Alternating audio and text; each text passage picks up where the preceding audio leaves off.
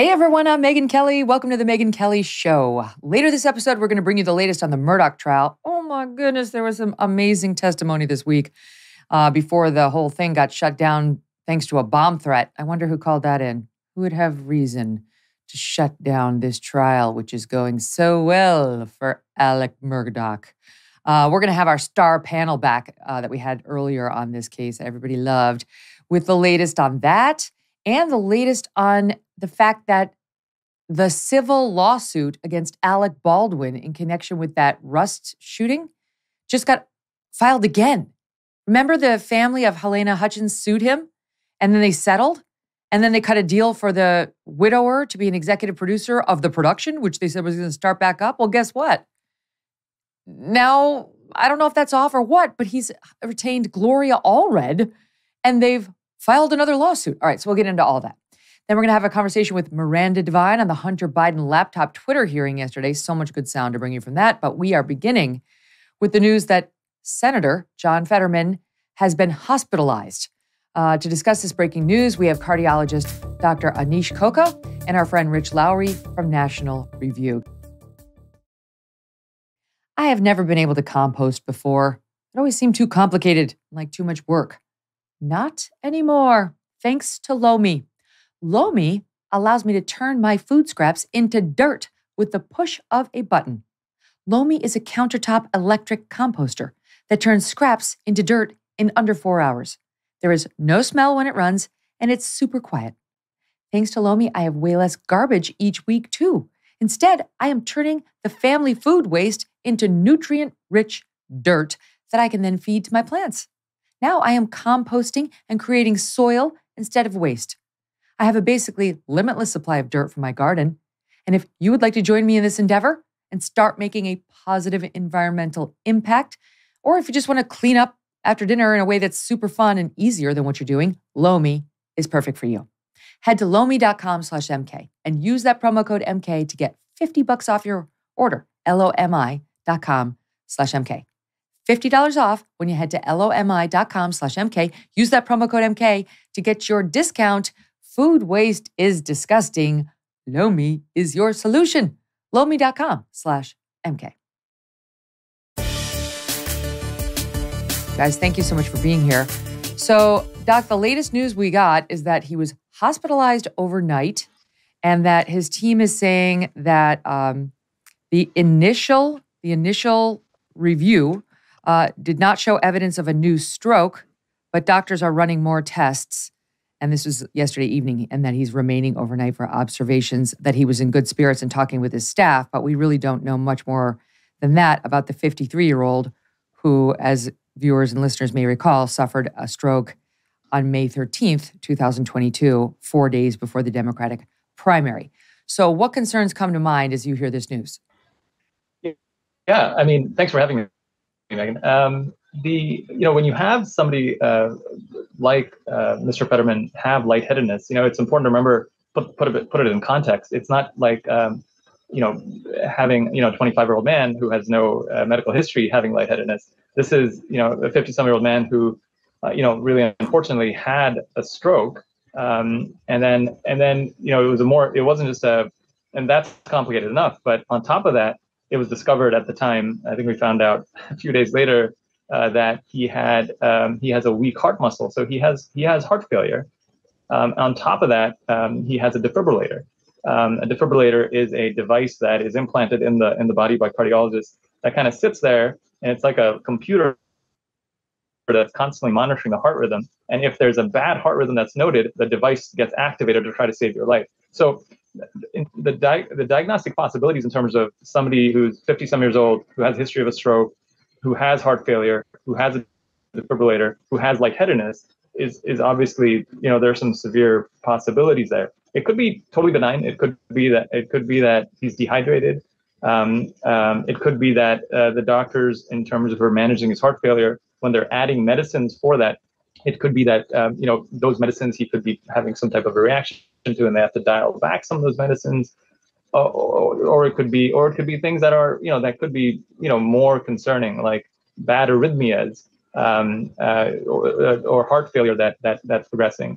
So there's a number of different possibilities, and again, it's really hard with the little pieces that we get from the Fetterman side of things to kind of figure out where in that whole gradient he would be. Well, when you say it could be heart failure progressing, of course I know absolutely nothing about cardiology in the way you do, but if you have a defibrillator in there as well as a pacemaker, how does one suffer heart failure?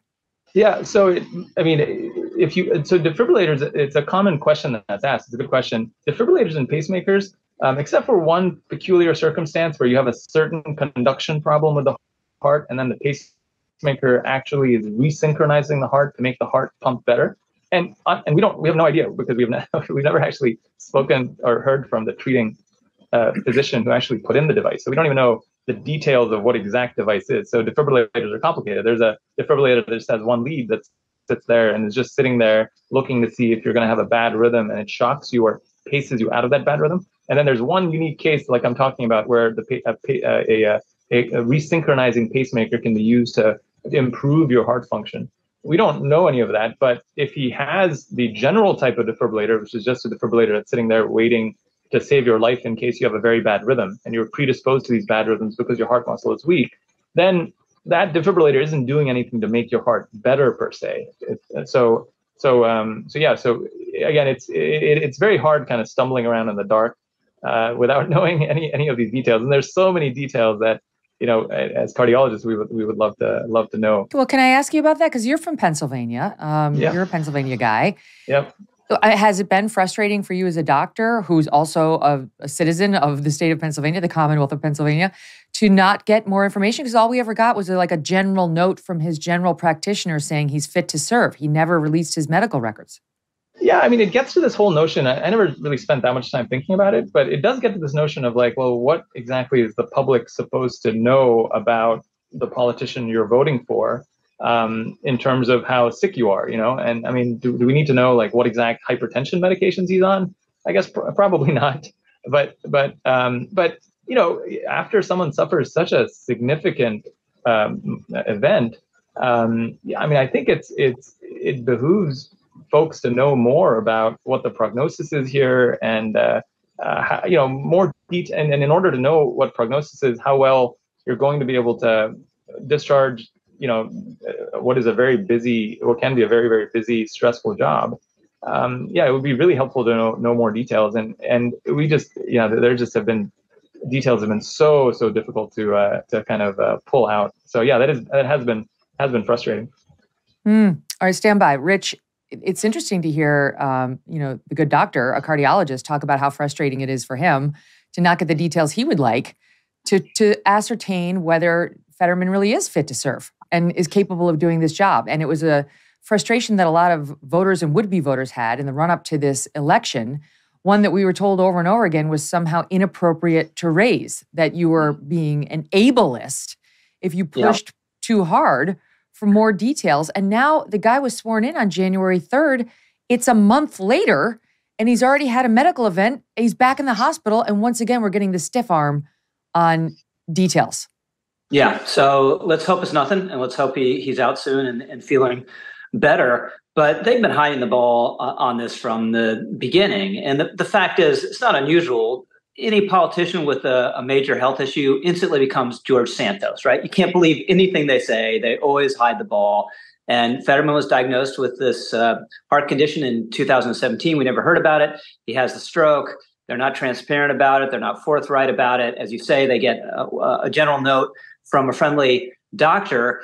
I would say in their defense, that debate he had with Oz, the one debate, is pretty much all you needed to know as a voter to ascertain his condition. And it was not good. He had trouble understanding the questions and expressing himself. And it wasn't just problems with the teleprompter as they try to spin it afterwards. He has genuine problems communicating, which is a huge part of the job of the senator. But Oz managed to lose to him anyway. And a decisive segment of Pennsylvania voters just decided it wasn't important to them. But I would just add the most shameful episode this entire period, when they tried to destroy the career of that NBC News reporter who was covering the campaign, had an interview with him, and said prior to the interview, it was clear he did not understand what she was saying when she was trying to engage in idle chit-chat. They said she was lying, and as you say, she was an ableist and hated disabled people and set the cause of disabled people back decades. And it's one thing, Megyn, for like people to come after you, you're used to it.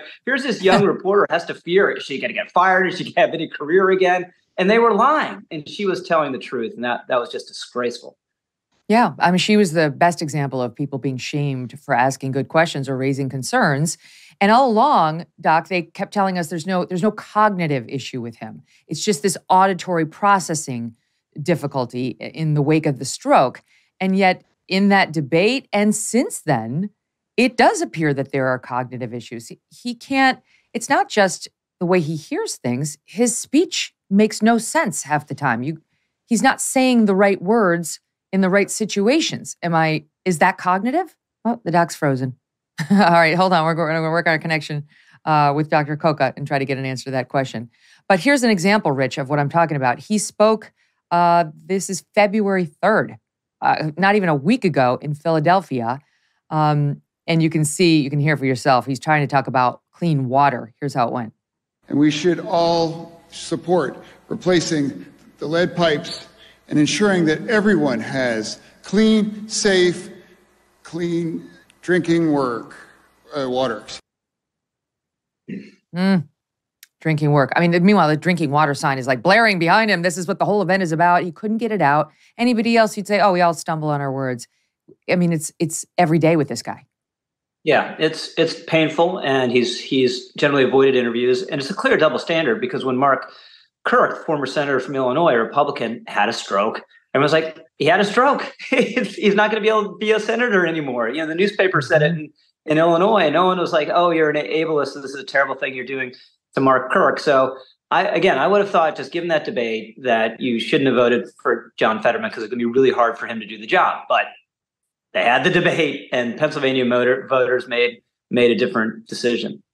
Here's why it's upsetting, because he was pressed over and over again about whether he was fit to serve. I mean, honestly, he's made it 1 month and he's back in the hospital. 1 month. And here's just a preview of what was happening back in November 2022 when he was talking about this. And the thing is, there's a reason that nobody wanted us asking these questions. The Democrats understood very well that it was a 50-50 Senate at the time. They had the opportunity to capture this seat, and therefore, we weren't allowed to inquire past, I'm fit. Here's an example of an exchange he had with Don Lemon over at CNN, SOT 22. Because then voters may wonder, is there a reason that you don't want your doctors to take questions? That's why I keep asking this.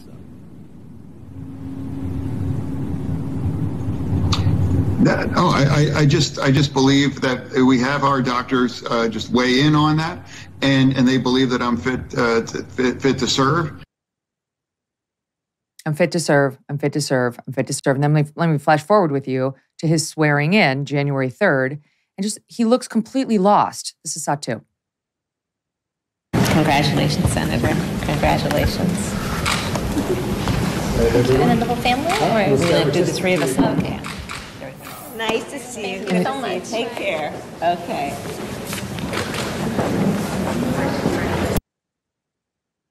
It doesn't get better from there. And then the water thing I'm telling about. So, I mean, we haven't exactly had a banner first month. Yeah, it's painful. And it's just, we've talked about this a lot over the years.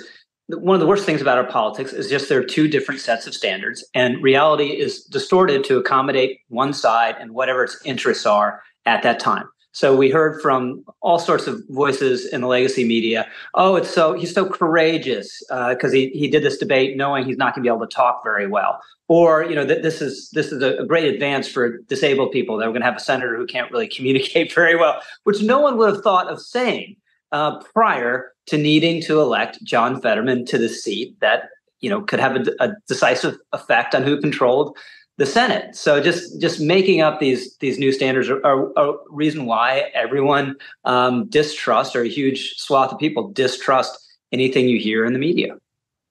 His physician, the one we were relying on for these assurances that he was A-OK, the primary care physician, which is not a cardiologist, that is not somebody who's got the in-depth knowledge.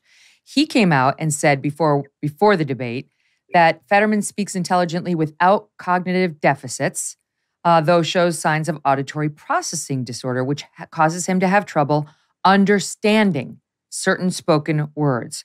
Well, that wasn't true. I mean, that just wasn't true. We saw it for ourselves in that debate. So you tell me, Rich, why we should feel reassured or in a position to take the word of the Fetterman team when they tell us, oh, he just went into the hospital because he felt lightheaded and that the initial test did not show evidence of a new stroke, but the doctors are running more tests. I don't trust these guys. Even though he's already got the office now, I don't trust them. No, and you shouldn't trust them. Again, they've been hiding the ball and have been transparent for years on his underlying conditions, and especially after the stroke. So maybe this is true. I don't discount it. Let's hope it is true. But you got to distrust and verify. So let's wait and see what actually transpires. But no, you can't believe them in the least. Dr. Coca's back with us now. So what of that, Dr. Coca? He says the doctor, this same primary care physician was telling us there are no cognitive defects at all. It's just an auditory processing issue. And what we saw at that debate and what we've seen thereafter to the layperson definitely seems like there's a cognitive issue.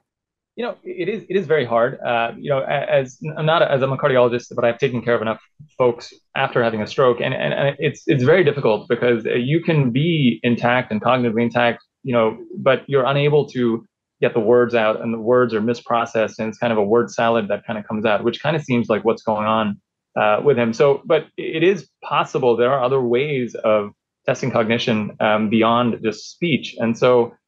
It's certainly possible, and I take care of a number of wonderful patients who've had strokes and have difficulty speaking, and I've written testimonials for them in terms of yes, these folks are doing well and they can participate in X, Y, and Z. But I think it would be nice to have just more transparency, because I think most doctors that are busy that see patients, they're not going to necessarily say, this is a patient that has difficulty processing and getting words out, and therefore you cannot do anything like this ever again, or this definitely means that there's some severe cognitive impairment. But I think the issue is that just the lack of transparency, as you're saying, makes it difficult to trust them, right? If they say right after having a stroke, oh, it's a standard thing that you get she's getting a standard pacemaker put in after you have a stroke. That is not standard at all. Not only do you get a pacemaker, you got a defibrillator, which implies a weak heart pump, which implies heart failure, which is much more ominous than just having had a stroke, which is ominous in and of itself. So I think the issue is just one of transparency, and I wish they would be more transparent. And folks regardless of your politics, I think folks would feel a lot better about that. Mm-hmm. And what do you make of that report? Feeling lightheaded and then hospitalized for observation. What does that sound like? Something that happens to a stroke victim, or? No, yeah, it's not necessarily related. It could not necessarily be related to stroke. It'd be something just simple as he was a little dehydrated, right? The most common thing I would say from a cardiac standpoint in my heart failure patients that I cause this all the time is when I'm trying to up titrate their medication to get their heart muscle to pump better. You want their heart marinating in a nice mix of medicines. Some of them are diuretics, some of them are another panoply of 4 or 5 medicines. And the goal is to try to get them on all these medicines so you get the heart pumping better. But one of the downsides of doing that is that you drop their blood pressure, you make them more dehydrated, and they will come in saying, "Doc, I'm feeling real lightheaded. After you started this medicine, this happened an hour ago." And so, all right, well, we got to pull you back off that medicine. So it could be something as simple as that, but it could also be something much more serious. And so that's why they're right to take him to the ER to check to make sure he doesn't have a stroke. But there's other things. That could be, he has a defibrillator for a reason. The defibrillator is there to look for bad arrhythmias that he's more predisposed to because his heart muscle is weak. And so, is it related to, could there be some arrhythmia going on that could have caused him to be lightheaded? We have no idea. That's complete idle speculation. But the point is, if you are transparent about those things, I think everyone would feel a lot better. Like simply the treating cardiologist saying, "Hey, we checked out his device. Everything looks beautiful. This is what his heart function is looking like now. These are the meds. This is what we found." And I think, we would be able to not just sit here and throw darts and be like, is it this or is it this? Well, because we all know that if the treating cardiologist had been saying optimistic things back before the election, they would have put him out there. Right. They would have put him out there. There's a reason they didn't allow us access to the true expert. Right. Yeah. And also now, they've won. So he's there for 6 years, God willing. be honest now, at least, right? Be transparent now. Don't leave these lingering questions. Well, Rich, go ahead, Doc. I guess, I wonder, you always worry when they're not being transparent about how bad something may really be. So, if for instance, your left ventricle, which is, if it's dilated, there's degrees to that, right? If it's mildly dilated, it's one thing. If it's 6.5 centimeters dilated, any heart failure doctor you talk to is going to be like, oh my goodness, that is a prognostically difficult place to be. And, do you want somebody like that necessarily being in a very, very busy, active, stressful job? And so, I think one of the things in terms of why they kept him away so long until the debate is that they're really hoping for improvement, right? So, they want to take a snapshot when he's doing really well, and I do understand that they were hoping for as long as possible, you get as much recovery as possible, and then kind of show your cards.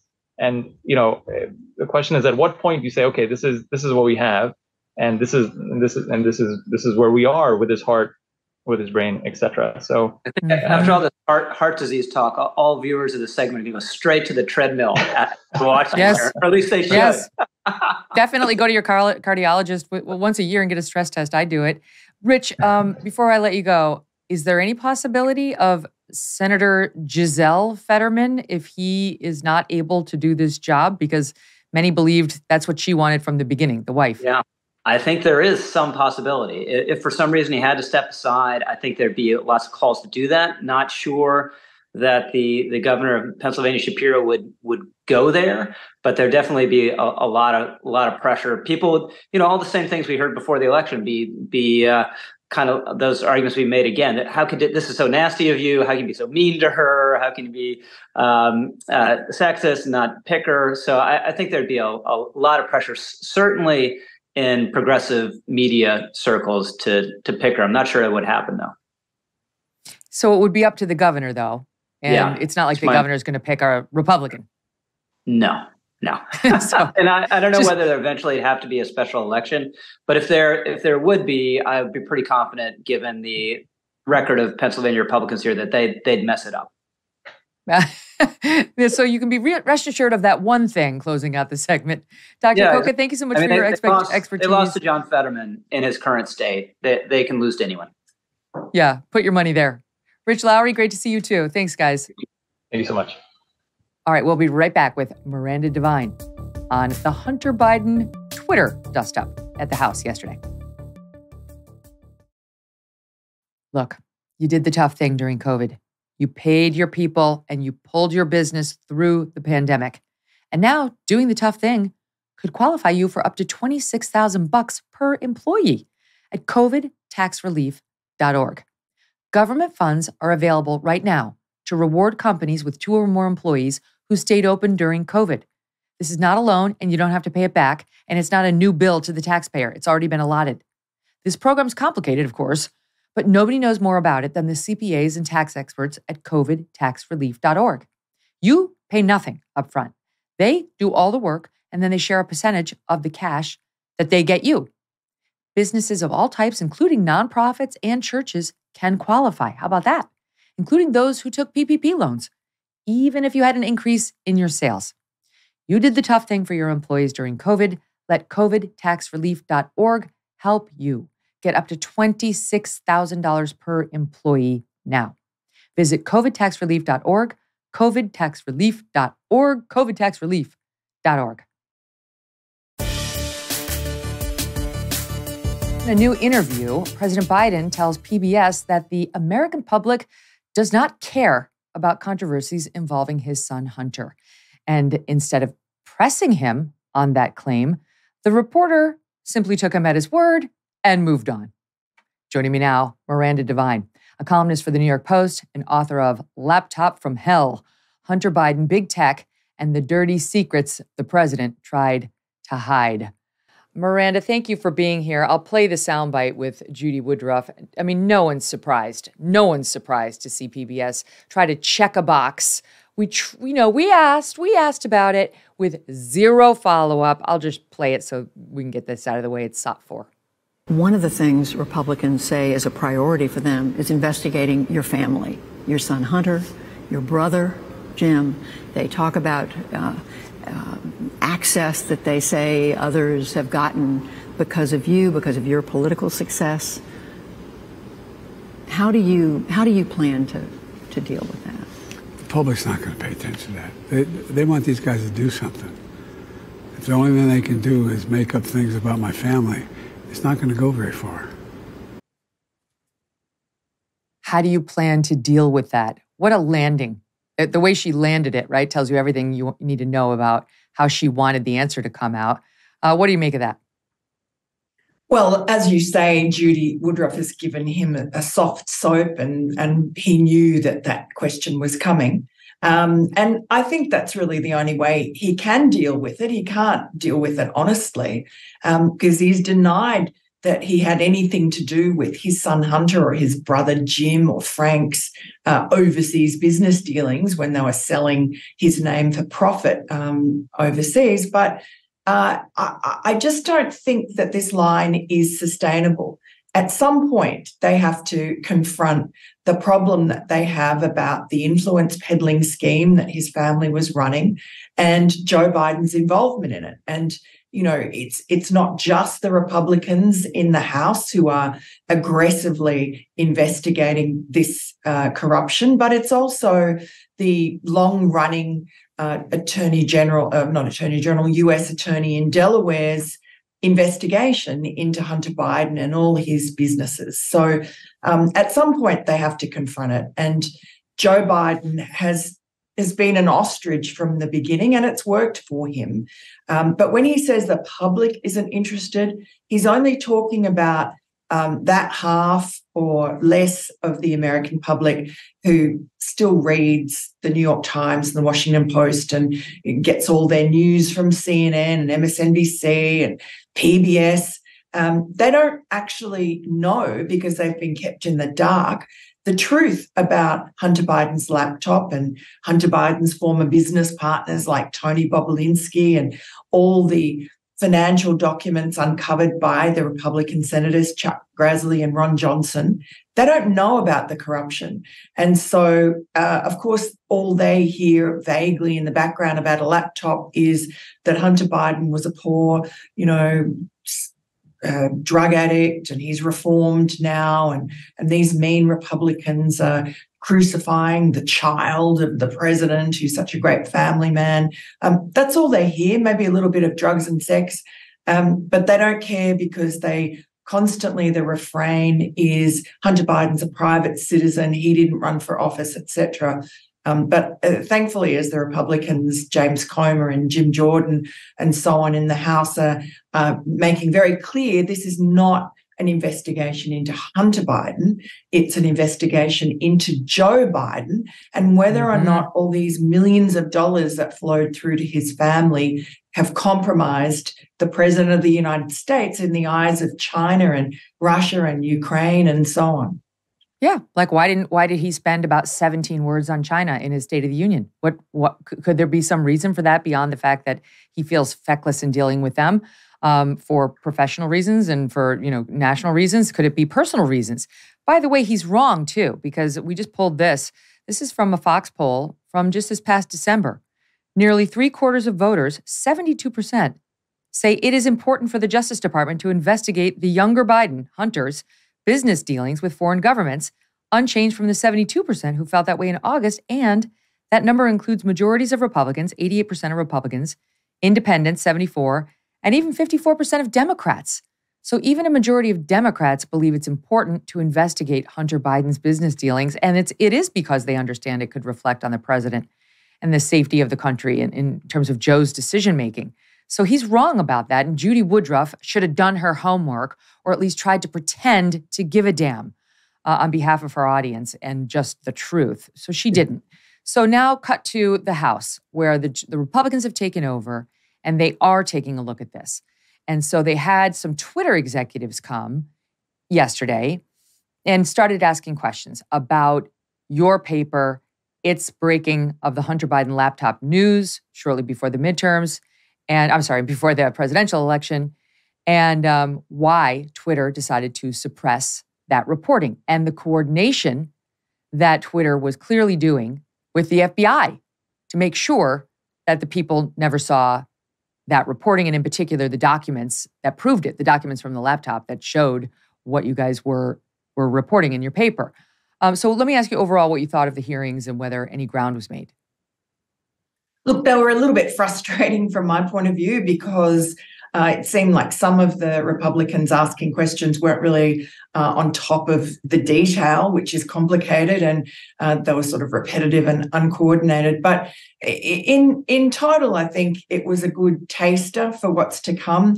My big takeouts were that James Baker, who was the number 2 lawyer at Twitter, parachuted in from the FBI, where he'd been the top lawyer involved in all the Russiagate hoaxes. He was parachuted into Twitter 5 months before the 2020 election, and he was asked, "Who hired you?" He was very uncomfortable, pretended he didn't really understand. Then he named his boss. But that wasn't the person who hired him, and he wasn't pressed on that, unfortunately. He also was pretty evasive when it came to questions about when he knew about Hunter Biden's laptop and did he talk to anyone at the FBI about it. Either we have that. Let me interrupt you and I'll play that, and then you can pick it up on the back end. This is important because what they're interested not so much in what a private company, Twitter, did around the election, even though it was despicable. They're interested in this as government officials because they do believe and have good reason to believe that there was coordination with our intelligence agencies, that the FBI was actively working to insert itself in a presidential election on behalf of one candidate.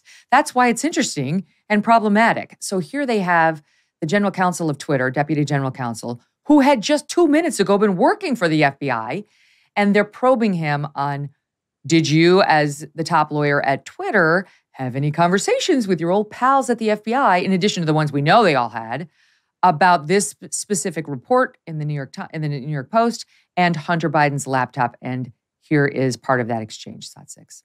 Mr. Baker, did you call any of your contacts at the FBI to ask whether or not they knew if the material had been hacked? I don't recall contacting them about that on that day. Your response is real specific to the chairman. You said, I did not talk to the FBI about the Hunter Biden laptop story that day. I assume that day is October 14th. I want to know if you talked to him on the 13th or before, or if you talked to him on the 15th and after.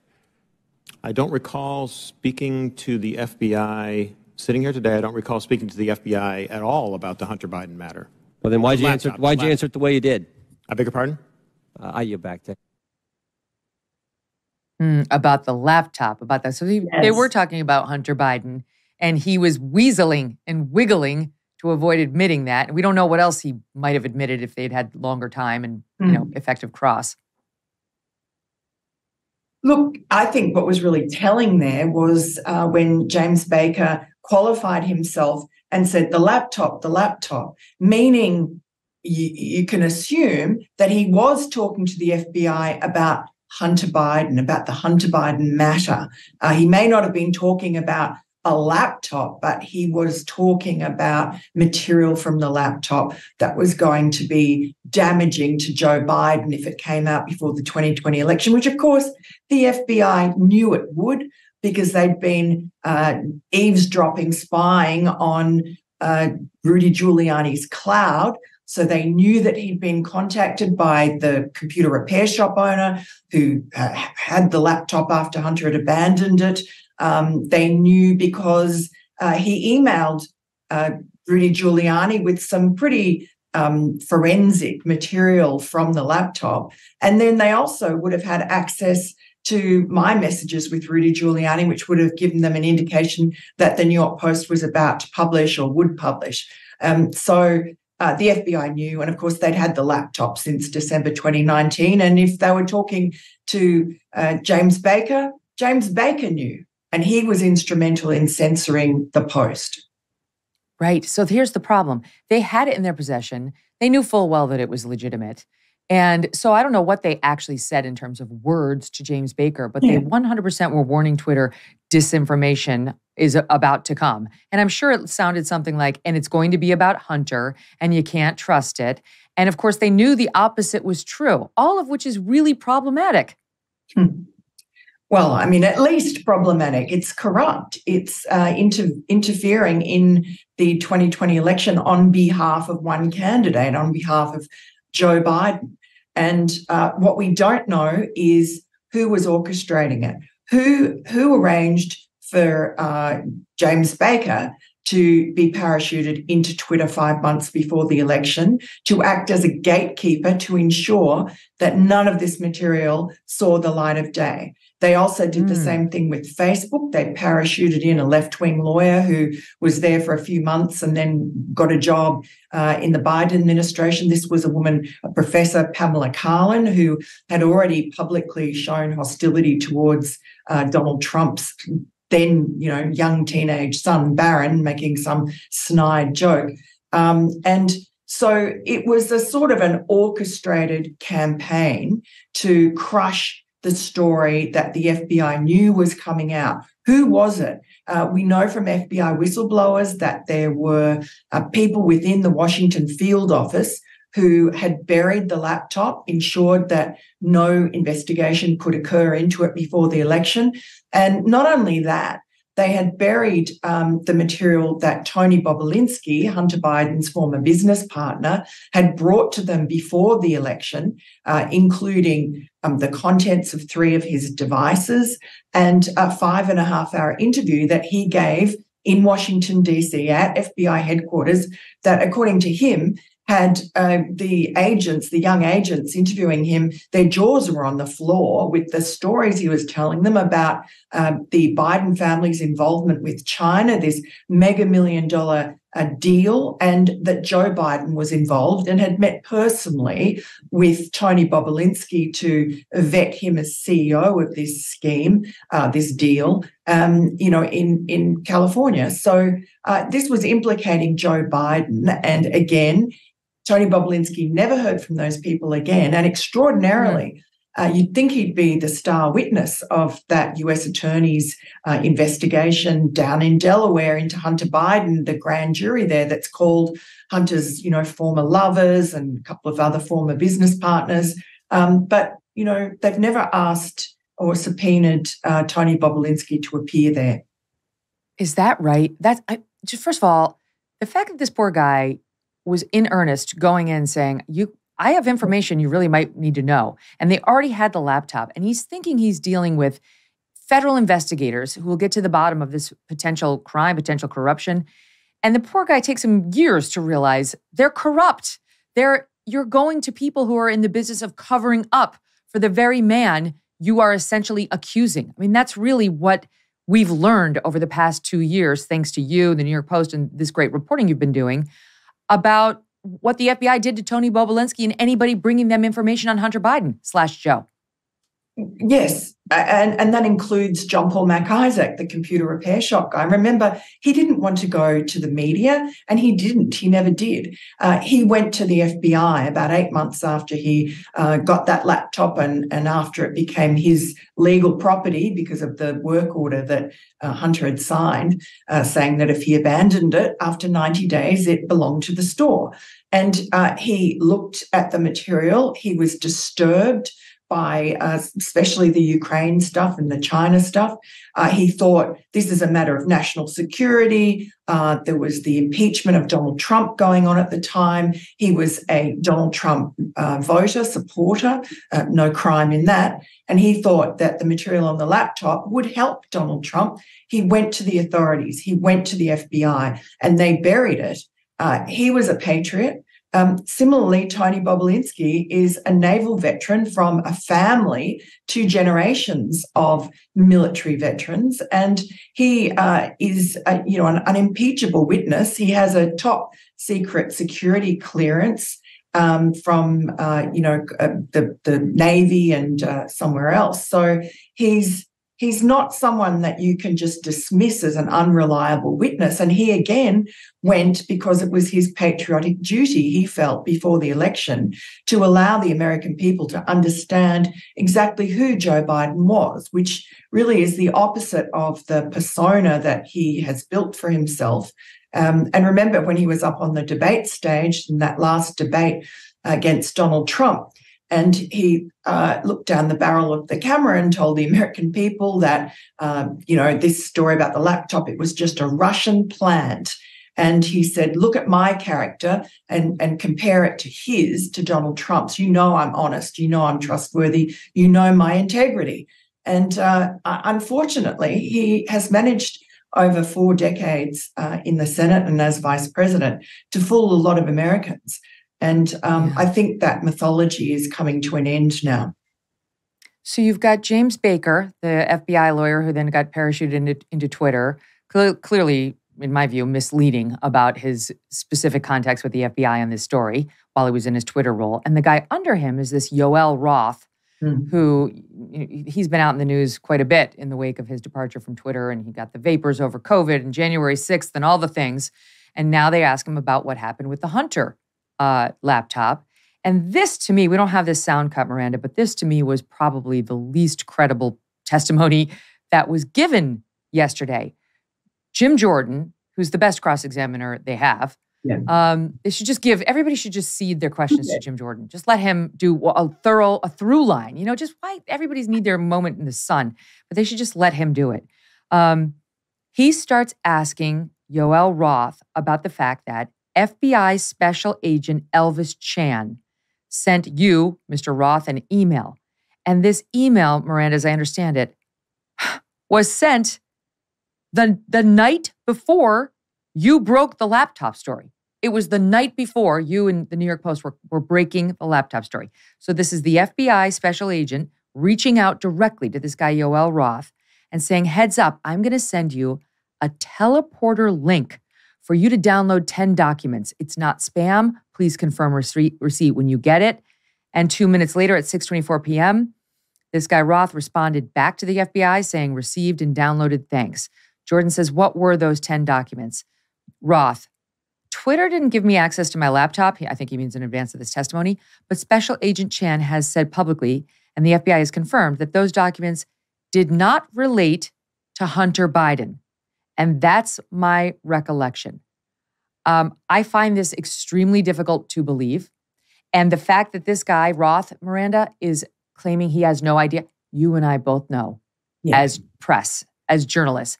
Special agent from the FBI calls you with I'm sending you via teleporter link 10 documents for you to look. You know exactly what they were. You know that day, 2 years later, it's seared in your memory. That kind of thing does not happen every day. This guy is not telling the truth. No, and particularly when you put it into context, you're talking about 6:30 in the evening on the very day that we had called Hunter Biden's lawyer, George Mazier, to try and get a comment from his client and to give them a heads up that the story was coming. So obviously panic stations there. And next thing in the evening, John Paul McIsaac is at his computer store and he gets a phone call from a man who says he's George Mazier's and says that he understands that John Paul McIsaac has his client's computer. And so John Paul McIsaac, being a pretty savvy individual, says to this man on the phone, look, can you please hang up and send me an email so that I can check your bona fides, send it from your work address, and then we can talk. And so George Mazier did send that email from his law firm email address and confirmed that he was George Mazier and that he just talked to John Paul McIsaac. So there you have it. The panic was setting in. They were trying to retrieve the laptop. And so all you can assume is that it's an enormous coincidence that mere hours or less than hours after we alerted the Hunter Biden people that we were about to do a story, the next day, you had this late night flurry of documents come into Twitter from the FBI. And look, even if the words Hunter Biden were not mentioned, all they would have to say is, and in fact, Yoel Roth admitted this. He said, most of our conversations with the FBI were about malign disinformation or malign foreign information. All they would have to do is say, hey, remember that story that we warned you about that was going to come, the big dump of Russian disinformation in October? Well, that's going to happen tomorrow. So yeah, it's hitting tomorrow. Yeah. Of course. And in the meantime, you've got the New York Post trying to do honest reporting on this, and you've got the rest of the media working together to try and suppress it. And that pattern continues to this day. CNN's Oliver Darcy, this is his take. Okay, this is the new CNN, right? The new, more fair and balanced CNN, reporting that Republicans are living in a reality distortion field. GOP lawmakers continue to push, quote, a factually unsupported narrative about the federal government secretly colluding with Twitter to censor the New York Post, despite, quote, no real evidence. To support this weighty and consequential claim, Republicans were unrelenting in peddling it to the American public. He is not a well-respected or well-known person, but AOC is pretty well-known, and she pushed similar messaging yesterday in a pretty outrageous description of this entire issue and your reporting. Here she is in SOT 7. New York Post had this alleged information and was trying to publish it without any corroboration, without any backup information. They were trying to publish it to Twitter. Twitter did not let them, and now they were upset. A whole hearing about a 24-hour hiccup in a right-wing political operation. That is why we are here right now. And it's just an abuse of public resources, an abuse of public time. But instead, we're talking about Hunter Biden's half-fake laptop story. I mean, this is an embarrassment. First of all, it's interesting to me. She sounds very nervous. You can hear the quiver in her voice. She's nervous. She doesn't know what she's talking about. That's a problem. When you don't know what you're talking about, you get nervous. So your story's half fake. Hunter Biden laptop is now half fake. She's holding on to that. That it was a 24-hour hiccup in the New York Post reporting. That's not true at all. That's not what happened between you guys and Twitter. And that this is basically an embarrassment and a right-wing political operation, which I think she means Twitter is. I think she's referring to Twitter as a right-wing political operation. Okay, because Elon wasn't even involved in Twitter at the time that all this went down. And by the way, he's an independent. So what are your thoughts on her attack? Yeah, she does seem nervous. And I find it extraordinary that she's supposed to be, a leftist, and she's just become an establishment shill. It looked like she was auditioning for a role in a Kevin Morris production over in LA. When she says there it was a 24-hour hiccup, our account was locked by Twitter for more than 2 weeks. We only got it back a few days before the election. That it stopped our reach. It cost us a considerable amount of money and was just illogical. And they knew from the very beginning that what we were publishing was real. It wasn't hacked material. And for AOC to say that we published this story with no corroboration and no background material is just garbage. And it's obvious from all of our reporting that we've corroborated and checked and authenticated every word that we've put in the paper.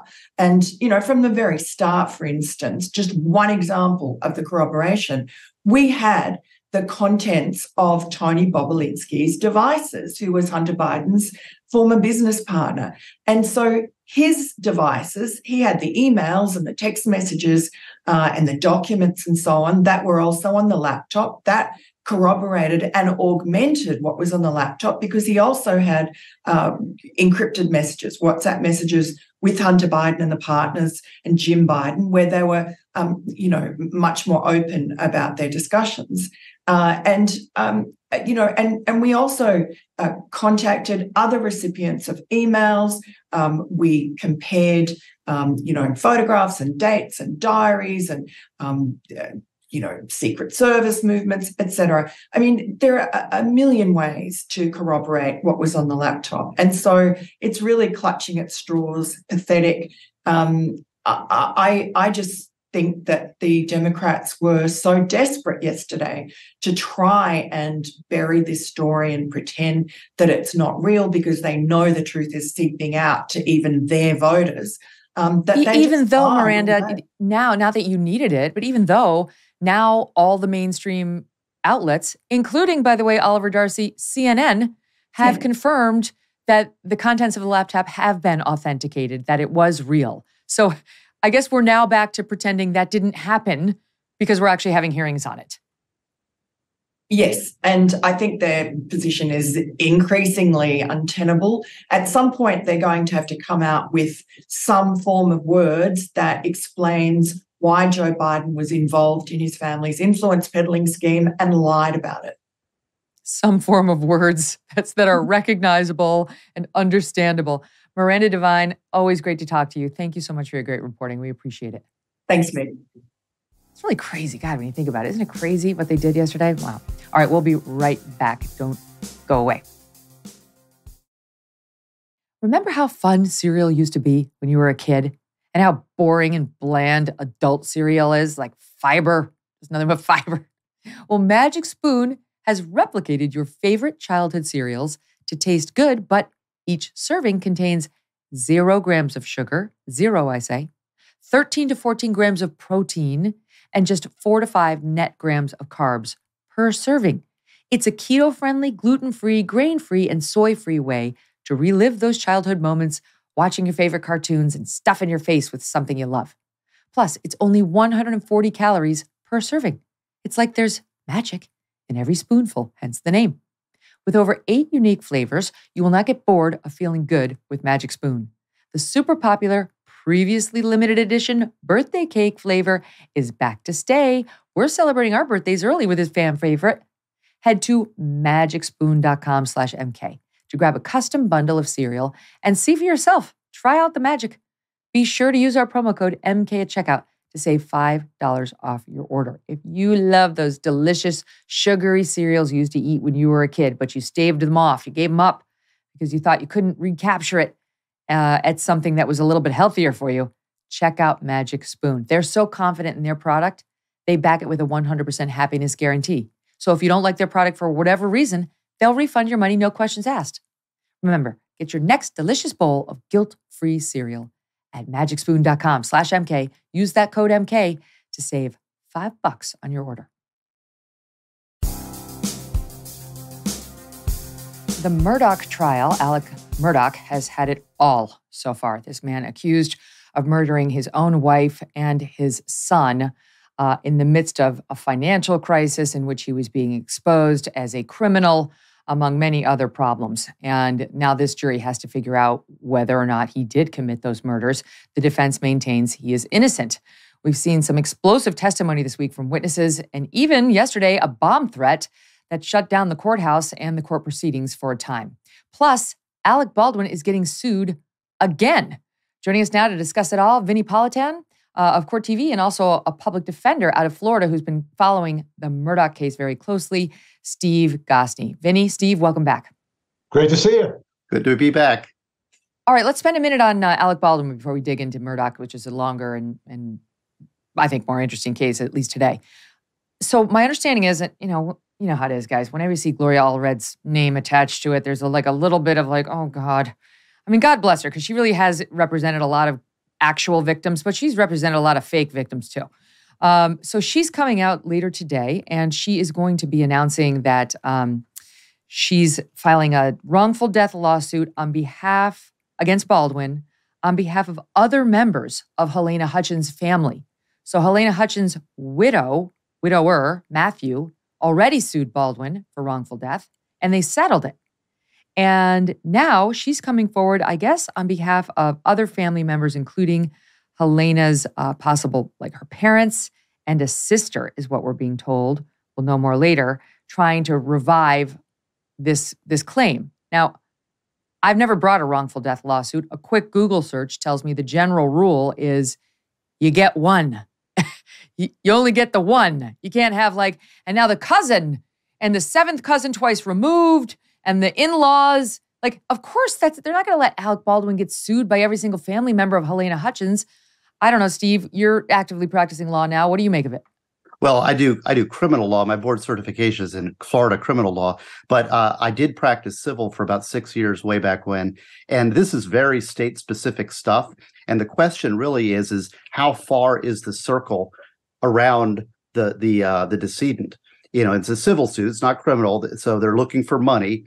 And how many people can claim damages within the circle of the person that is killed. So, you might have a spouse and then children, and then well, is it sisters? Is it parents? Second cousins once removed? So that's going to be very dependent on the venue that the suit is brought. I feel like I don't know, because they didn't file this when Matthew Hutchins was filing his. So they're a little late to the lawsuit party, Vinny. If they had filed it at the same time that Matthew Hutchins filed his against Baldwin, we probably would have had a court consolidate them and made them all come to a resolution together.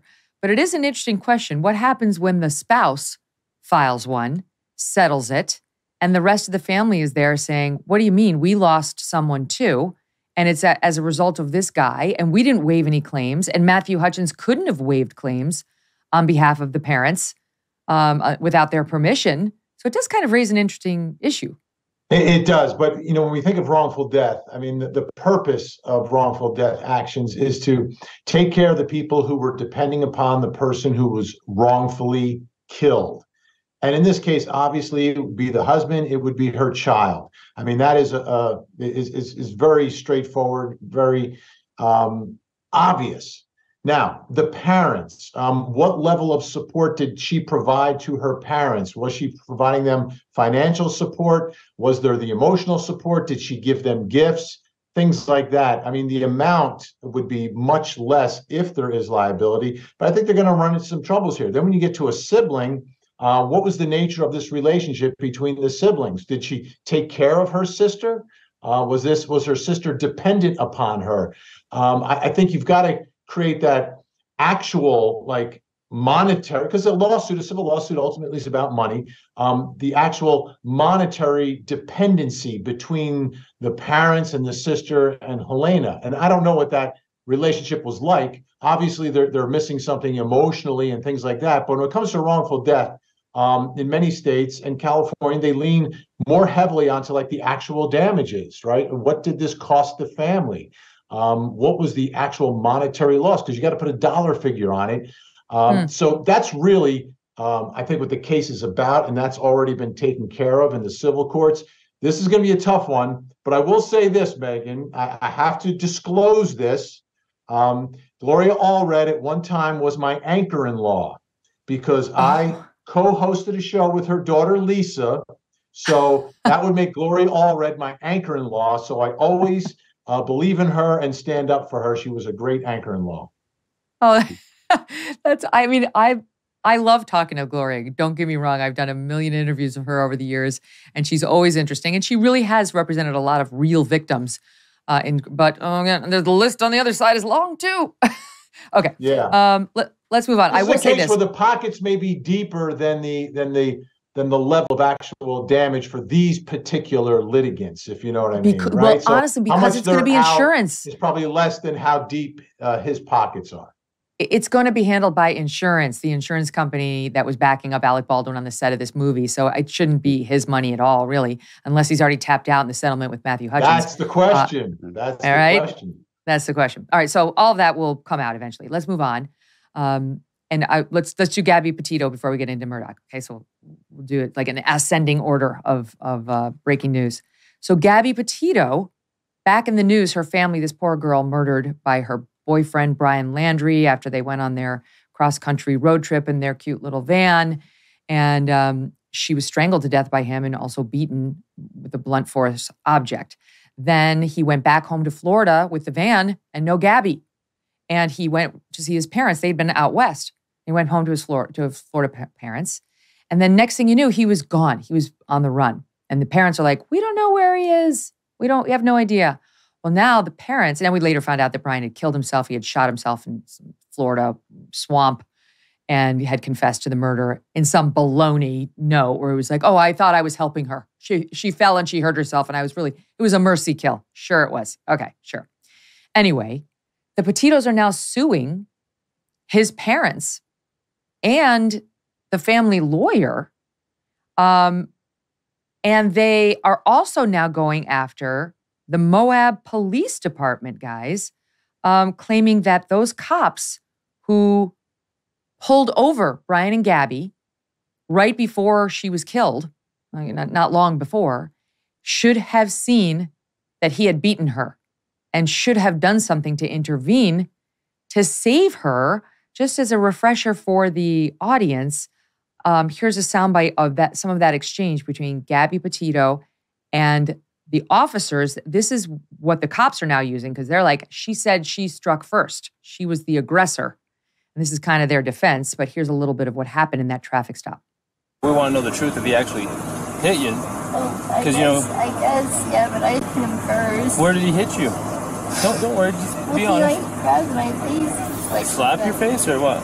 Well, he grabbed me with his nail, and I guess that's why it looks. I definitely have a cut right here because I can feel it. Yeah. When I touch it, it burns. She gets really worked up, and when she does, she swings and she had her cell phone in her hand. So I was just trying to push her away. Well, to be honest, I definitely hit him first.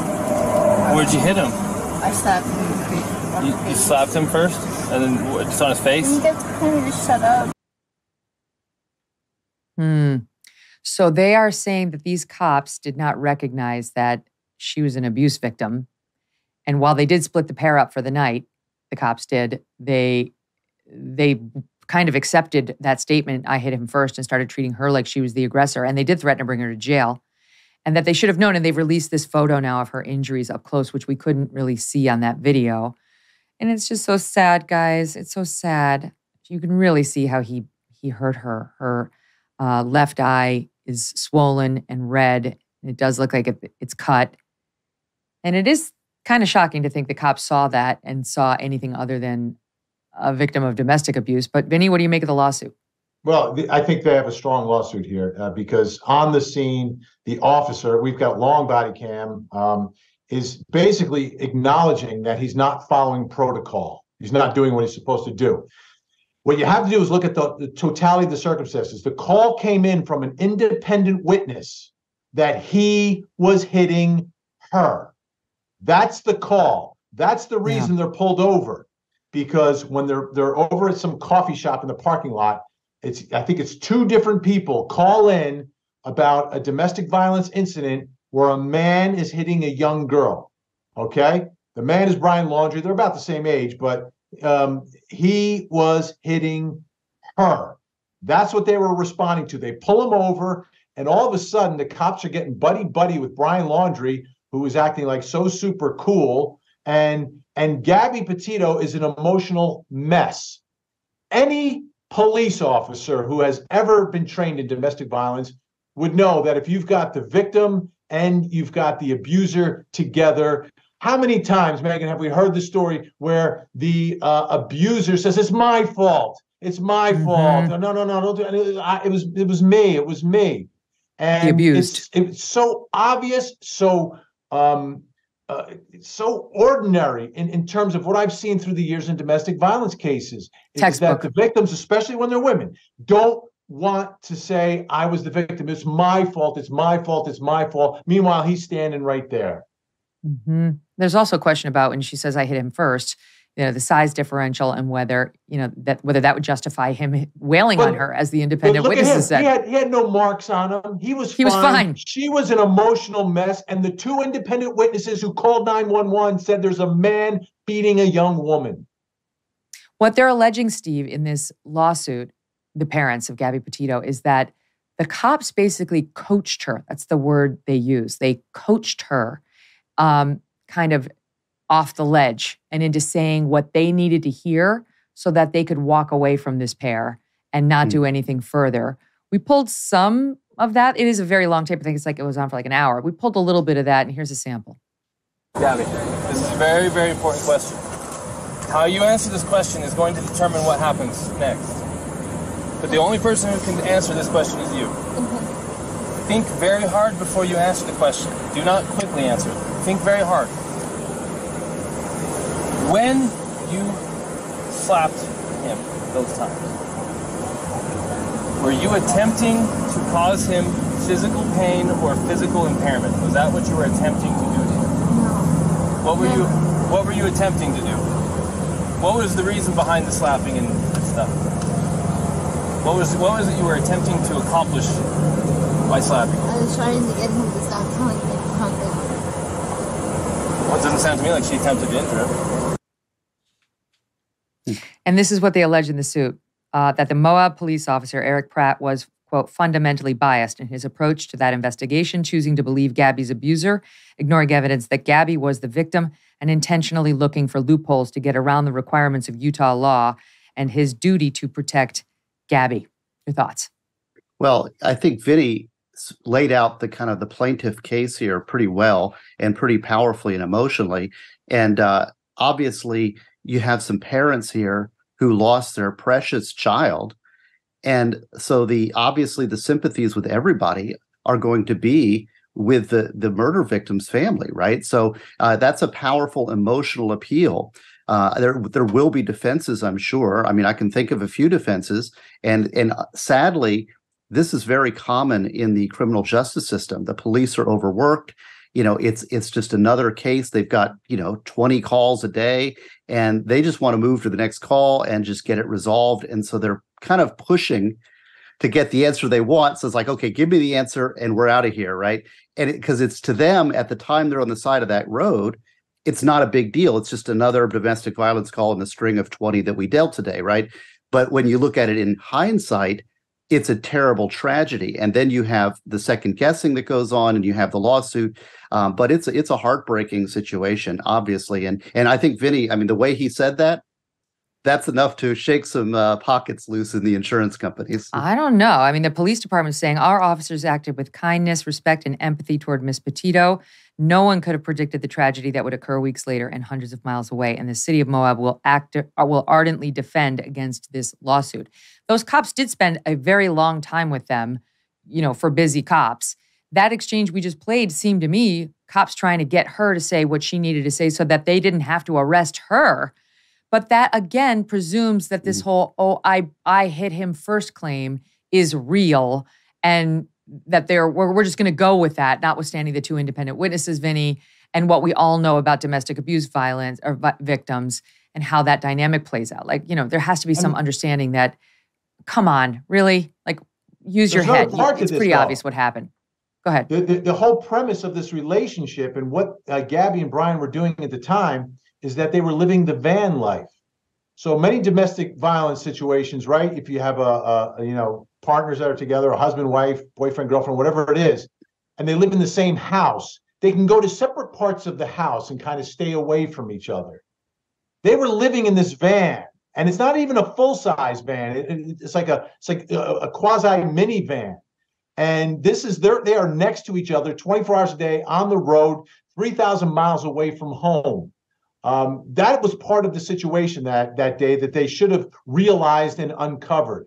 But it is so quick as you watch this video from start to finish that they start buddying up with this murderer, Brian Laundrie, because he's got the way to kind of smooth talk him a little bit. And Gabby's an emotional mess. She's an emotional mess because this is a volatile relationship, a volatile situation, and police didn't do what they were supposed to do. You know what? Charge them both, give them a court date, and let the judge figure it out. That's what the protocol is. That's what they were supposed to do, and that's what they acknowledge in the video they weren't doing. Well, the other interesting piece is it looks like they may have settled their lawsuit.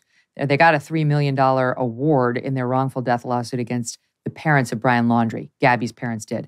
But they also added Brian Laundrie's parents' lawyer to their civil suit, claiming that guy, Bertolino, came out while Gabby was still missing and not yet found. And before Brian killed himself, he was, I think, on the run at this point, and said, the Laundrie family hoped, quote, the search for Miss Petito is successful and that Miss Petito is reunited with her family.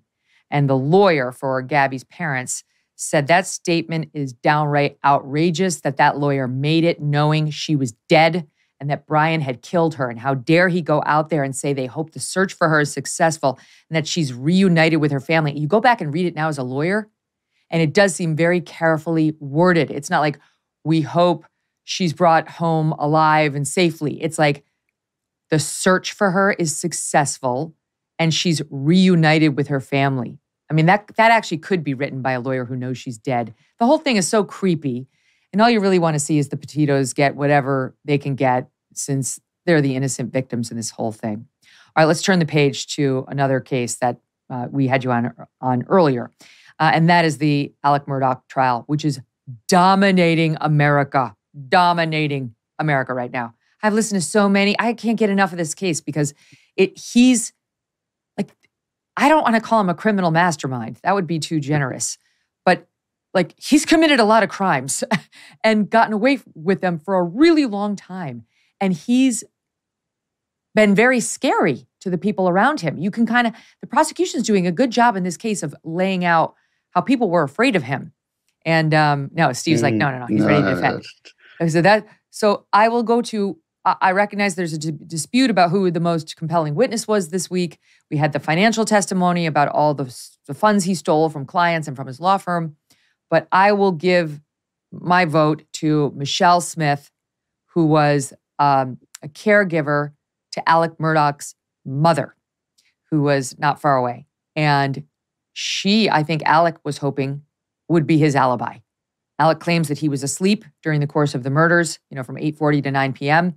The murders happened out at the dog kennel on the property, and that he woke up at 9 and he went and he saw his mom, who has Alzheimer's. He saw the caregiver, and that he was there for some period of time, 30 to 40 minutes, and then came home and found the bodies.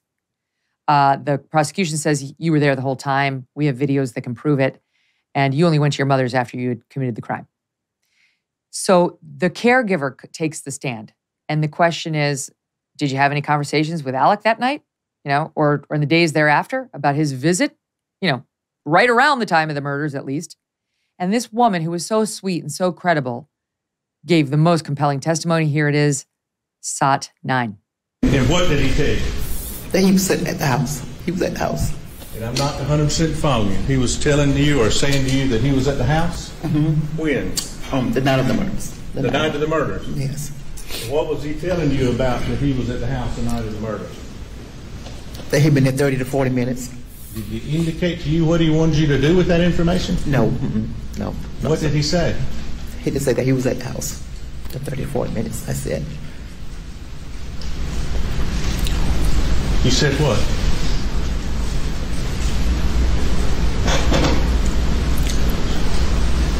Was he there 30 or 40 minutes that night?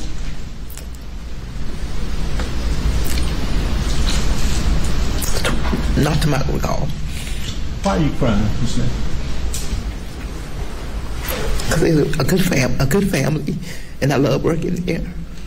And I'm sorry all this happened. They're good people, Vinny, what do you make of it? So this is I think it's sort of like the passive-aggressive Alec Murdaugh wielding his power and influence, because there's other parts of this conversation. The first thing is, right, he's telling her how long he was there. So he's giving her the story. I'm here 30 to 40 minutes. Later on in the same conversation, he says, I hear you're getting married. Weddings can be expensive. And then sort of offers to help with the payment of the wedding. But that could be read two different ways, because one of her jobs is as a caregiver for his mother. So that expensive wedding could get much more expensive if you lose your job, but it could get much cheaper if I help pay for it. Then he also adds about her second job at the school that he's good friends with her boss, the principal, which could help elevate her status at work and maybe give her a higher paying position at her other job, or perhaps she could lose that job. And that's Alec Murdaugh. This poor woman, super nice, super honest, and I think really sees the best in people all the time. But to me, and I think to folks inside that courtroom listening to her testimony, it was clear what Alec Murdaugh was trying to do. He was trying to flex his Murdaugh muscles and influence her to jump on the, Alec was here for 30 or 40 minutes train. Steve, the mere fact that he would go back to her a couple days later and be like, it was 30 to 40 minutes is very suspicious. Who goes back and tries to say, like, remember the exact length of time I was here on the night of those murders? And the fact that she said it through tears, like, she's basically saying, I don't want to be doing this. I don't want to testify against him. It's a nice family. She didn't want to hurt him, but the truth was the truth. And then she added, this isn't just in retrospect, she added in the moment she knew something big was happening there in that conversation. And what did she do after the conversation? Here it is in SOT 10. Did that conversation upset you? Somewhat. You upset right now? Yes. Did you call anybody about it? My brother. You called your brother after that conversation with Alex? Yes. To tell him about that conversation? Yes. And her brother is a South Carolina policeman, I believe. He's a policeman, and she wanted to discuss what was going on. So how do we defend against this, Steve? Well, first off, it's a great case if the burden of proof is on the defense. But the burden of proof is on the state. And the state has to prove beyond an exclusion of every reasonable doubt that Mr. Murdaugh killed his son and wife. And I understand that you can look at different conversations and take these spins on it that are sinister.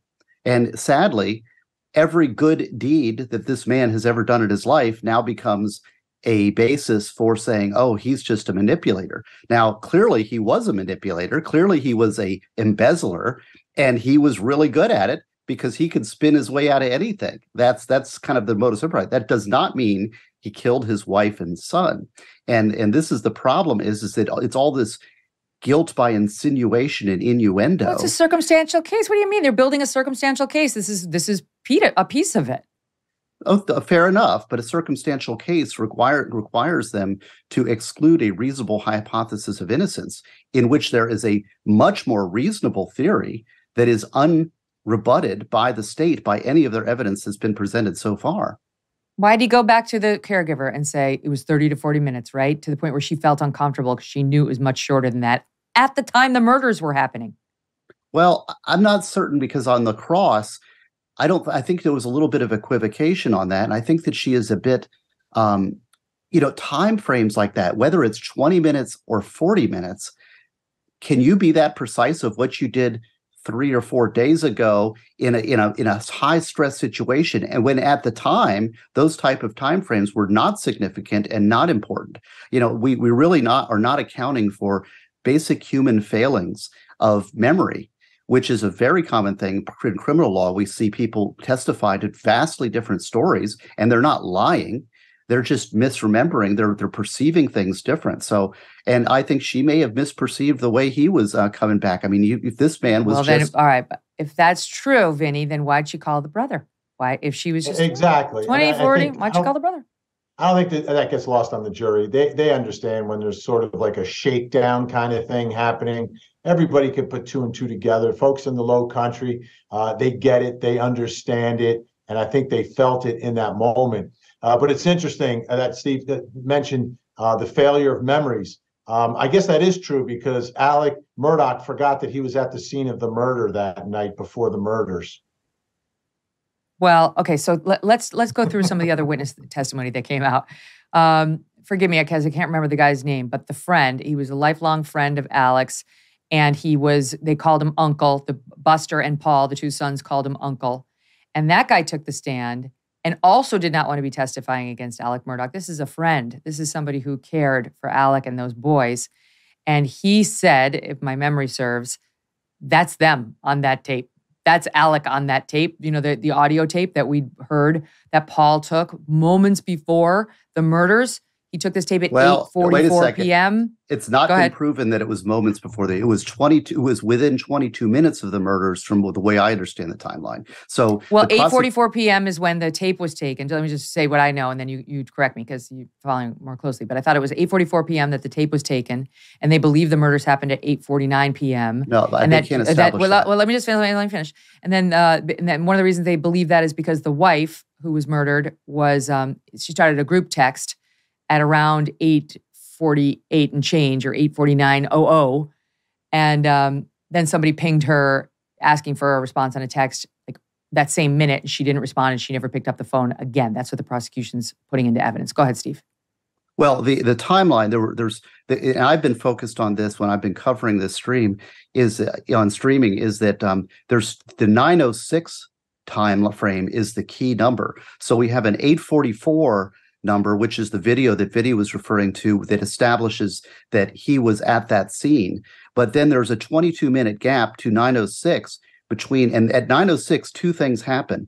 Mr. Murdaugh's car starts, and he is Suburban, And at the same time is the last movement of the phone. And the last movement of so basically when his car is starting, that phone is moving. And there's another bit of missing evidence, which is consistent with innocence. It's consistent with somebody waiting in the back behind the shed, waiting for him to leave and go back to the house, which only takes 2 minutes, and then coming at and assassinating his family members, and then moving the phone and disposing of it outside the ring. Now he goes back to the house, he wakes up, gets in the car. So there's a 22-minute time gap that the state is trying to compress that, but is not supported by any of the evidence that I've seen. And there's one other little bit of evidence too that we're speculating on, because we were expecting much better evidence out of the forensics of the vehicle. And that was not done. And what they evidently, and I'm not a big techie guy, but the cell phone of Maggie never connected into the Suburban. So if it was Mr. Murdaugh that killed his wife and picked up the cell phone, you would expect her cell phone to connect into the Suburban as he transports it to dispose of it. So that's another bit of evidence in the cell phone stuff that is consistent with his innocence and the theory of an assassin and he had a lot of enemies, as we've talked about.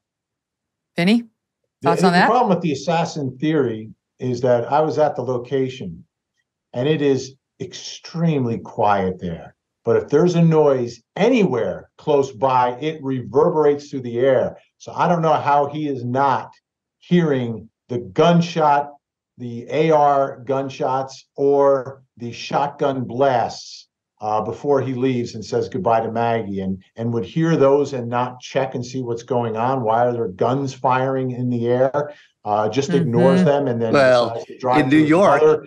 Decides to drive to his mother's house at 9:30 at night, where like nothing is happening in the low country of South Carolina. You can't get a table at a restaurant at 9:30 at night. Those sidewalks, those streets are rolled up at sunset, which was 8:29. So that the whole scenario, the hiding assassin, to me, there is no evidence of it. And if it did happen, there would be evidence of it. It would be Alec Murdaugh hearing the gunshots. Well, except that this is a rural hunting camp where people shoot guns and hunt all the time in South Carolina. It's not New York City. So the fact that, and also he could be in his truck or his house when the assassinations occurred.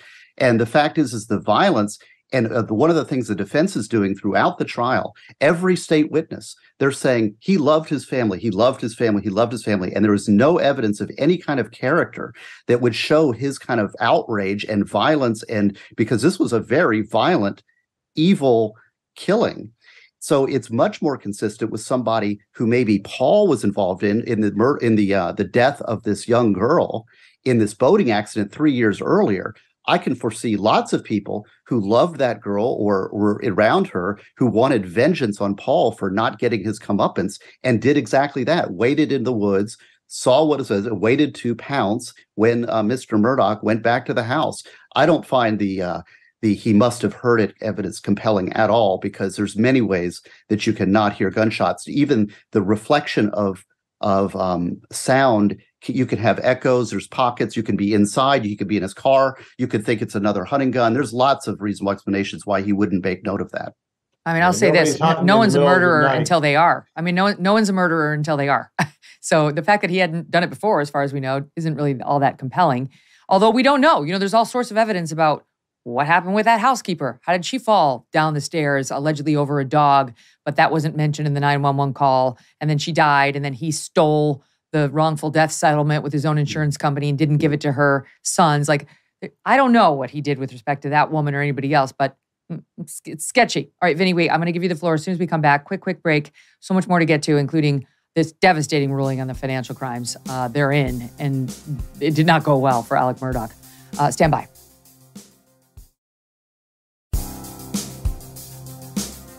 So, Vinny, yesterday the proceedings were shut down by a bomb threat being called in to the courthouse. The judge, cool as a cucumber, quietly telling everybody it's time to leave.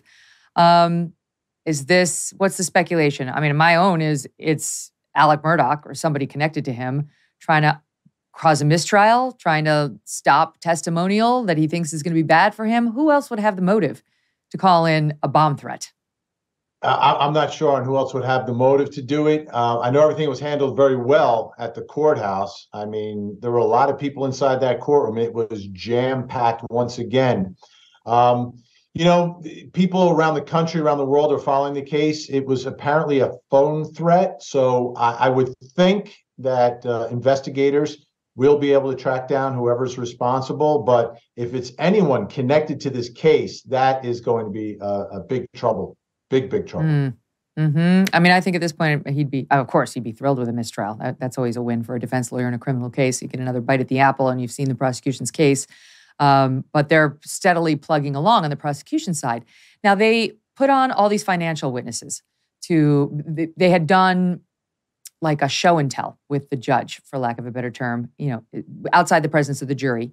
They showed the judge what they were going to prove about Alex Murdaugh if given the chance, that he's a thief. Stole from the client, stole from the law firm, been doing it for 10 years, millions and millions of dollars. And the defense said, how is this relevant? To Steve's point earlier this week, how's this relevant? This is a murder trial. This isn't whether he's a bad guy or stole some money. Well, the judge said, I believe it is. They've got to show malice, and motive can be relevant to malice. And the prosecution's theory that this guy was in a panic and a downward spiral after being outed by his law firm. Like they finally caught him. That day, they had a conversation with him, like, you're stealing. And later that night, his family's murdered. So it's all in. And this is interesting because Gene Seckinger, who's the CFO of the law firm, testified that indeed, after the murders that night, they'd been ready to gear up on Alec. But after the murder that night, they had a little change of heart. Here it is in SOT 17. After the murders happened, was anybody at all concerned about getting the proof for those missing fees after those murders happened at that point in time? We weren't, because we were concerned about Alec. He wasn't working a whole lot. He was erratic. We knew he was taking pills. We were just worried about his sanity, so we weren't going to go in there and harass him about money when we were worried about his mental state and the fact that his family had been killed. It just wasn't even on our mind. Vinny? Mission accomplished, right? That's what prosecutors definitely can argue here, is that it bought him some time. And this is why, the defense is saying, well, did it really buy him time? It was going to catch up to him anyway. But what prosecutors are doing is taking us into the mind of Alec Murdaugh. And you have to think about who he is and who his family is. This is where this is all relevant. For years, the Murdaugh family had controlled things. They controlled the criminal courts as the local solicitors or prosecutors. Then they controlled the civil courts as having the most powerful civil law firm in that part of South Carolina. And they would sue huge corporations and force huge settlements. So he's used to fixing things. So in his mind, and I think this is what prosecutors will and should argue, in his mind, by giving himself some more time, he's a Murdaugh. If I just get a little more time, I can fix this, I can control this. And that is what it doesn't make sense to you or I, but we're not murderers. And you've got to get this jury out of that mindset of thinking of it like they're doing it. Like, no, go inside the mind of a desperate murderer who's been committing these crimes for over a decade, has been betraying his clients, his law partners, and in the low country of South Carolina, all of your business partners are your friends. They're your friends. Everybody is connected to everyone down there. And that bond that they have is, yeah, we do business together, but then we go hunting together. Our families vacation together. We boat together. We have oyster roasts together. I mean, that is the ultimate. So you've got a picture of a man who is committing all this betrayal to all these people who are close to him. This is just the ultimate betrayal in a situation where drastic measures needed to be taken for him to be able to get control of his life and his legacy and his money, which was unraveling. Steve, on top of all that, Nancy Grace is reporting that she was on the ground there for 2 minutes before 10 people came up to her and told her that Maggie Murdaugh was getting ready to file for divorce. It was not a happy marriage. And in the process of a divorce, all the financials would be laid bare. He'd have to be putting everything on the table. Forensic accountant would come in, he'd get caught. That, of course, he was facing a civil lawsuit over Paul's boating accident in which Paul allegedly killed Mallory Beach, and she was killed, and they say he was driving, though he was going to deny that, I think. So both of these family members were going to, their behavior was going to bring forensic accountants sniffing around in a way the law firm had just done that day. So they're building this case of like the financial pressure building up against him. And if they do introduce evidence of potential divorce, the piece on Maggie will come too. Right. Well, that's just vastly different from my perspective and view of the way the evidence is unfolding. And obviously, maybe it's my defense perspective. I don't really know Murdaugh. I don't know South Carolina. I don't know the surroundings of this. I'm just looking at the way the evidence is being presented. And there was no crisis on that day, the June 7th date of the murder. There was nothing special. He had been stealing for 10 years. And he got confronted that day. They have a very strong case against him for embezzlement over many years, obviously. But I don't see the crescendo. Like basically the state is saying that he murdered his beloved wife of many years and his beautiful son because he needed a continuance. But he did get confronted by the law firm that day, the day of the murders, that she went to him. Yeah, he got caught. Like the house was caving in. Well, at what point does the house cave in? It's a 10-year cycle. And everything, the defense, when they're coming back on these witnesses, I mean, the state's got them dead to rights on these financial crimes.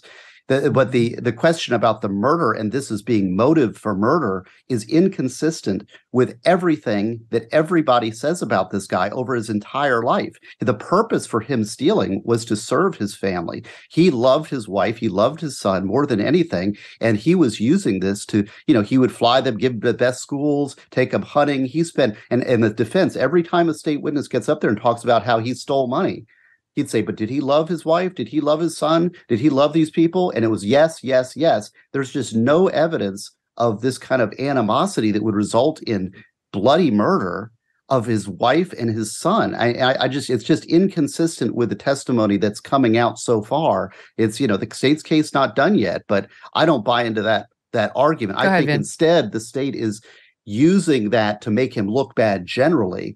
And therefore, he's generally guilty, and they're using the motive as an excuse to get the evidence in front of the jury, which is a no-no. That would be overruled on appeal if an appellate court thinks that's what the prosecution did. Go ahead, Vinny. Betrayal. I mean, all the people, and this is what we're talking about. All the people who were testifying about, oh yeah, he loved his family, were friends that he was betraying. So that same relationship, they thought Alec was a great friend to me.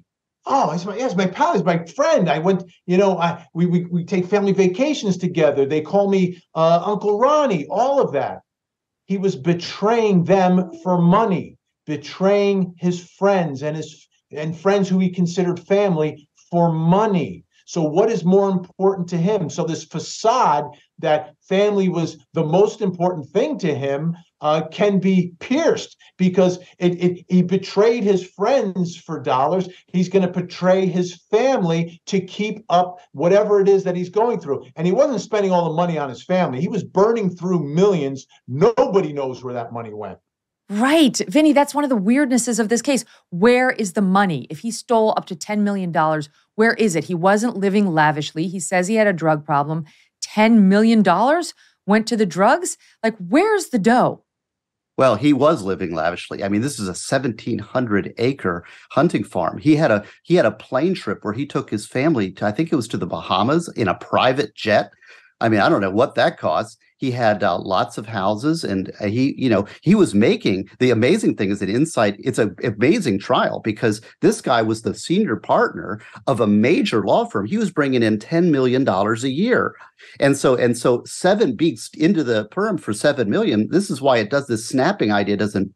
Thing is, that's okay. So it's 70% of my annual income. I can make that up. Consistent with his idea, that's typical of an embezzler. And embezzlers are not generally murderers. That's a very unusual motive. It's a much more motive to be primal defense of a beautiful young woman who has been wrongfully killed and to take revenge. Revenge and hostility against this family and this son is a much better motive than is the financial motive, as far as I'm concerned. You got to keep your eye on that. You're not wrong that, Steve, the defense is going to beat that drum about who really had motive. There was a group of people very angry about Mallory Beach's death, and Paul was the one who was at the helm. That is another viable suspect pool. Vinny, I'll give you a quick last word. Yeah, that case would go nowhere. Could you imagine if we were prosecuting the family of Mallory Beach? People would laugh us out of court because there's no evidence of it. They investigated them. Zero, zippo, nada, niente evidence. It could be friends, though. Friends of the girl, too. I don't know. The investigation has not been very good either. So let's just, we can say that. That's another thing the defense is saying. Good enough to catch a killer. Not yet. All right, guys. To be continued. Look forward to seeing you hopefully next week. Vinny and Steve, all the best. We're going to be right back. I'm going to tell you about something I did last night that was unbelievable. And I'm very happy to tell you, you can do it too. This is not like a sponsored thing. I just want to share an amazing experience I had.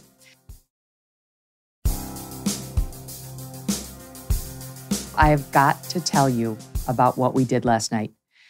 Now, a couple of years ago here in New York, I went to see magician, mentalist, Dan White perform at this hotel. And it wasn't cheap. It was like $150 a ticket, if memory serves. But it was so worth it. So worth it. And now you can have Dan White perform for you and your family for, I think it's $136 for the whole household. You can get your whole family to watch this virtually, and it's interactive. It's not just like something that's, packaged that you buy. He does it live a few times, I think, a month. So $136 for so much fun. I died. Abby watched it too. I would have her weigh in, but she's taking Strudwick to the vet right now because we thought he might have salmonella because his parasite didn't go away and the medicine didn't help him. So then we thought maybe salmonella. Anyway, I digress. He doesn't have salmonella. He has something else. Anywho, she did it too, and our minds were blown. You sit in front of your TV. He mails you a box that you use during the performance. And you have to do it via like Zoom, so he can see you too. My kids were beside themselves. All of us. I don't even know how to explain it to you. It's not just regular magic. It's mind-blowing, next level stuff that will completely blow your mind. I can't tell you because I don't want to blow all of his tricks and his bits. And one is more amazing than the next. But it's crazy stuff like you do this number and you do that number, blah, blah, blah. It all comes together at the end in a way you're like, there's no way he could possibly have known that. Everybody here must be in on it. Oh, but wait, I'm here and I'm not in on it, so this must be real. Anyway, he's not paying me for this. This is just an organic recommendation. If you would like to do this, it's danwhitemagic.com. And this would make a great present for your lover. You could give it to your spouse or your whatever for Valentine's Day. Check it out, and you're welcome. Before we go, I want to bring you a little addition from the MK mailbag. You can go to megynkelly.com if you want to sign up for my Friday email. It's got all the highlights of the week and really fun clips. I love this one from Carolyn, who wrote in, Megyn, there's only one concern I have as I watch you all the time. I'm 82 years old, and I've not been a person to use colorful language. I notice when a situation really upsets you, you speak with strong convictions. As you say, F you, I find myself thinking, yes, you go, girl. I just hope I don't pick up that word from you. My grandchildren would be appalled. Carolyn, thank you. I appreciate it. Not everyone feels the same, but sometimes you just got to do it. Strudwick, yeah, we got a lot of mail about him. Caprice wrote in, as a dog sitter, I want you to know that Lab's puppy stage lasts about 4 years. Looking forward to more tales. He's adorable. He is adorable. That is the reason why I let him live and stay with me, notwithstanding the many problems. Lots of feedback on Roland Griffiths, that interview, 483 if you missed it. Gringo writes in, I almost skipped this episode. Instead, I'm fighting back my sobs to say thank you so much for sharing Roland with us. What a remarkable human being. I felt the same. Alex, too, writes in, the episode on psychedelics with Dr. Griffiths has to be one of my favorites of yours so far. Both his story and research are so compelling. I understand why you got so emotional. Very moving for us all. So if you would like to email me, you can do it at Megyn, MEGYN, at megynkelly.com. Or just go to megynkelly.com to sign up for our little Friday email, and I think you'll be really pleased with what we send you. It's super fun. All right, see you tomorrow, guys. Until then.